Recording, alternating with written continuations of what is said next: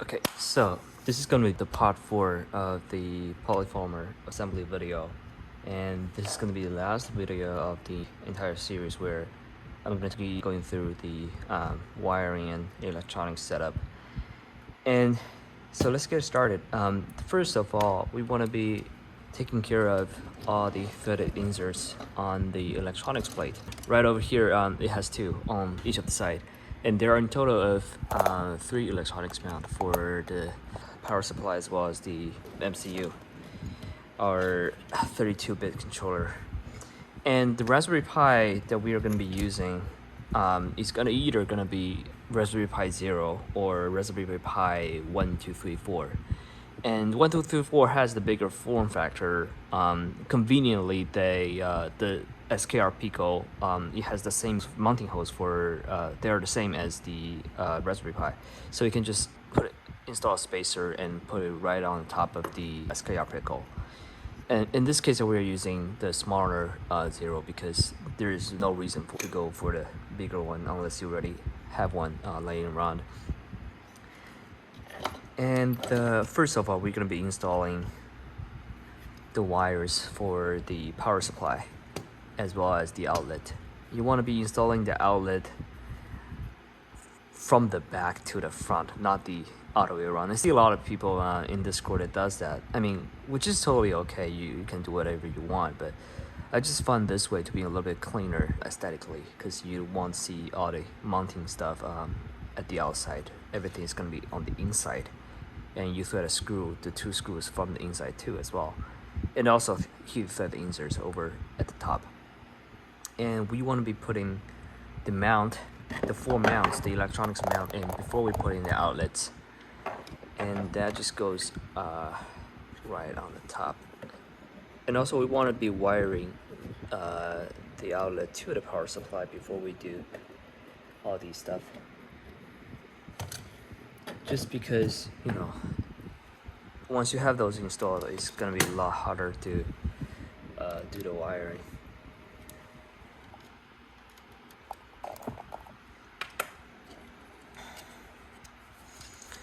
And preferably we want to have, so the C14 power outlet that you include in the BOM, it comes with this pretty long cable, which is nice. This allows us to point the power supply downward directly to the PCB, and we can use a shorter wire footer cable between the power supply to the MCU. And for now, we want to thread a screw to the back of the power supply, which conveniently already has 2 and 3 threads right in the center. So for this, we want to be using, let me see. So for this, we want to be using M312 12mm screw. Let's grab 2 of them from the sorted screw kit.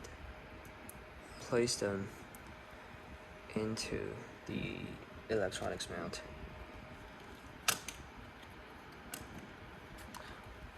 We can have this screw a little bit loose before, you know, we fasten them. We want to make sure that the electronics are already on the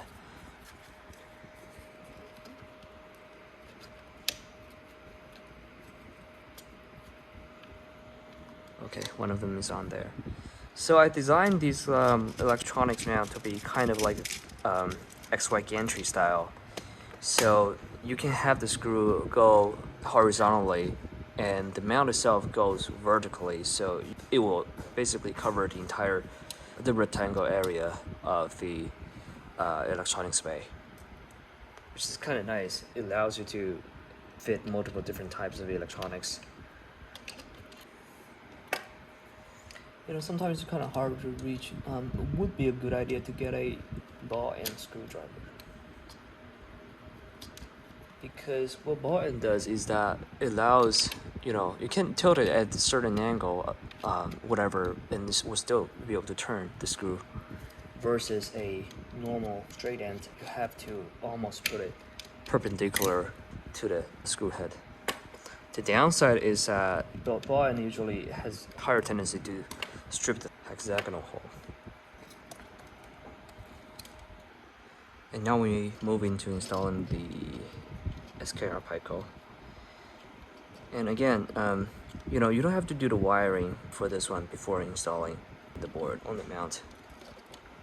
In fact, it's probably better to do that afterward, because all the wire gets placed in.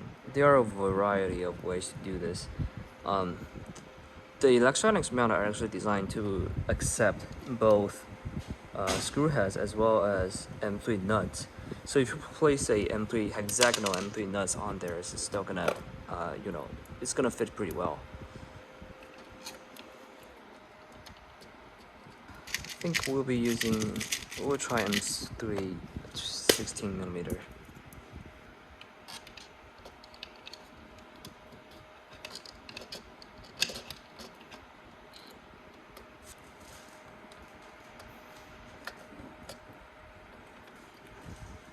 Those boards, the mounting holes are actually designed for you to use M2.5 screws instead of M3. But I kind of find them, you know, if you thread M3 directly onto it, it kind of self-taps a hole. This is just not a correct way to mount this, but I don't find this to be any problematic because these stuff doesn't take much load. Presumably you don't want to take this on and off very often, but again, you have the freedom to use any hardware you want.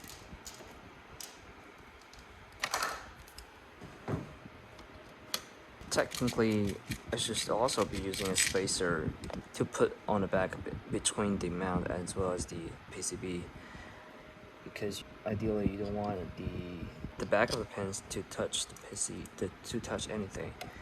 But you know, I'm lazy and it's been a long day too.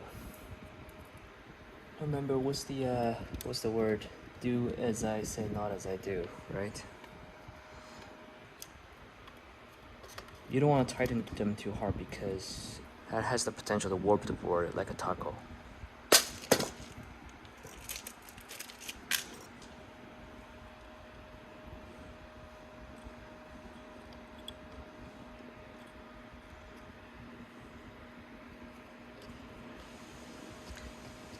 Like, if we're being technical and serious about this, the spacer and the board should be through holes.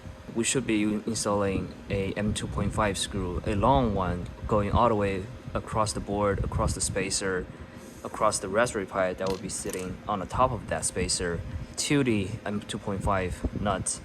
But since most of our BOM doesn't include any M2.5 screws, and it really doesn't justify to buy M2.5 screws if you don't have them just for this application. So I'm doing things in kind of the incorrect way, but from my experience, it should work. Again, you want to be gentle, not to tighten them too hard because the board will warp if you put too much pressure on it. Into M16.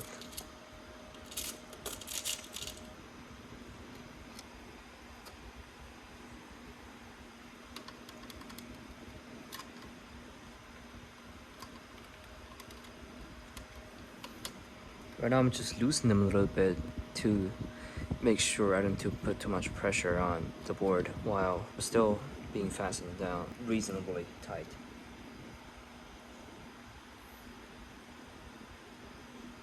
I'm using a printed spacer, but technically you can also use M3 brass standoffs, because standoffs has thread on one side, no, screw on one side, and then thread on the other side. One side is male, the other side is female. Make sure the wire length are decent so that it doesn't put any strain on the board or anything. Otherwise, prolonged periods of time, the spacer might come off or get loosened.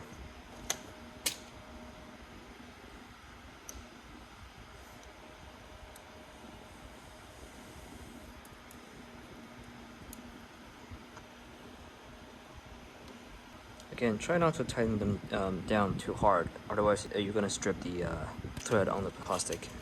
Technically, if you want to thread into plastic, you should be using self-tapping screws instead of machine screws. Alright, now we just want to tighten it down just a little bit further so that it doesn't move too much sideways.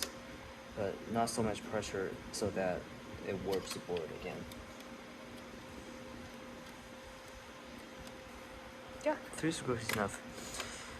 Alright, so I will not be doing any wiring guide in this video. You know, just go watch the wiring guide in the GitHub. It's pretty clear. Somebody made a graph on it. Yeah, I think that's basically it.